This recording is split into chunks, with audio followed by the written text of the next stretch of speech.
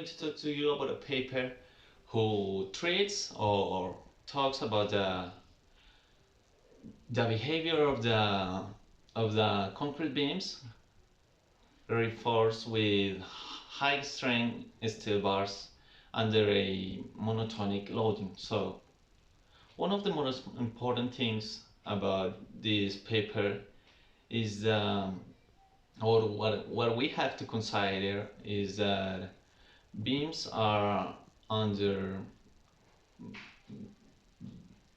some types of loading. So one of them is the deflection or the distributed loading. So what we have to study is the behavior with this type of bars, changing the the same type of bar what we use commonly, what is a bar of steel of with a yield of 5 500 520 megapascals. So in this research, the engineers used 5 different samples of steel, of highly strength steel with a yield of 550 megapascals. In the first sample, they used a yield of 420 megapascals, and the rest used 550 megapascals. The difference of the last 4 samples is that the sample 2 and 3 used a diameter of 14 millimeters, and samples 4 and 5 used a bigger diameter with 19 millimeters. These bars were employed in a beam of a length of 2250 millimeters, and the results of this research is that the bars with a bigger diameter and strength showed a good behavior against the monotonic loading, because they showed better resistance and less deformations in the steel and in the concrete. The steel showed a better behavior than the bar or the sample with 420 megapascals. One recommendation of the engineer is that we have to do new research about this, because the study showed just the behavior in the longitudinal reinforced. So we have to study more of this behavior in the rest of the beams, and not only the steel. It is a new and the concrete properly. Now you can find this paper below on the description.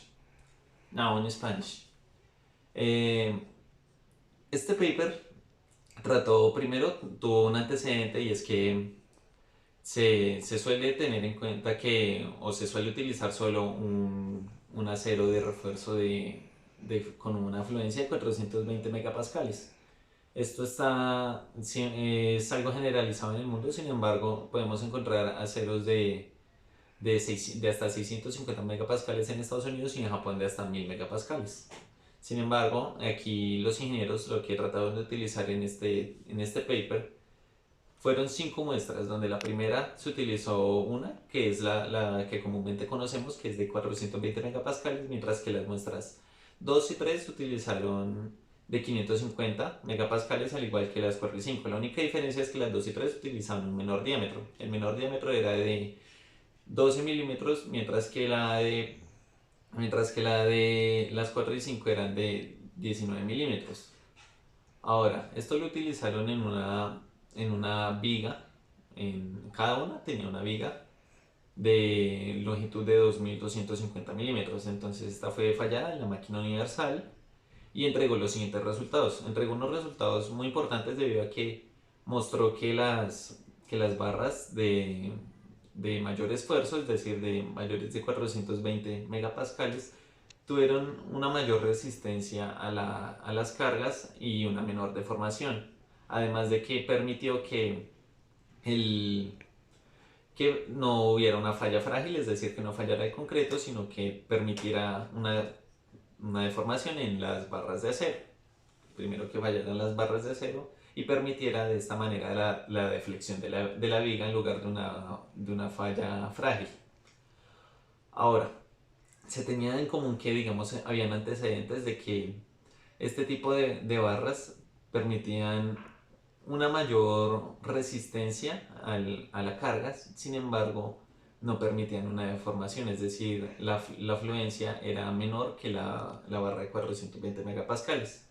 Esto se pudo confirmar también, sin embargo, habla muy bien del comportamiento de las barras superiores o de este tipo de resistencia que aún desconocemos en el mundo de la ingeniería. Sin embargo, lo que recomiendan los autores es que se sigan estudiando más el comportamiento de este tipo de barras en cuanto a la forma transversal de la viga, puesto que en este estudio la- las barras sufrieron una carga en su parte longitudinal y eso fue el comportamiento que se estudió en este paper.